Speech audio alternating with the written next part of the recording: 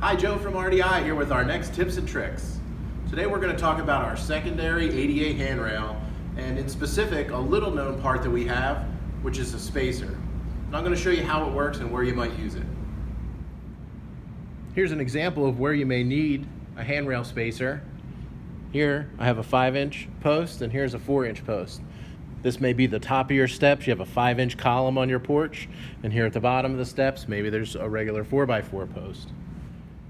If there's a difference in size from the top and bottom posts in your run, or maybe there's a wall where the treatment on the wall changes from siding to brick, maybe there's a ledge that sticks out, anything that's going to make you move that handrail out could require a spacer. Since the center of my two posts are lined up, my round handrail is going to miss my post return by about 1/2 inch.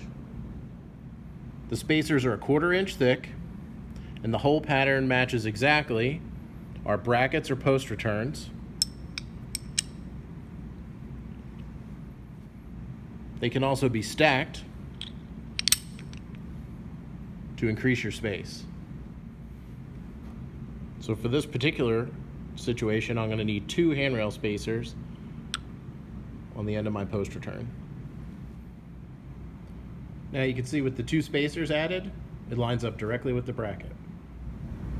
We know every job's not a perfect square or a straight line, so we try and give you the right tools to complete the job faster and get to those libations sooner.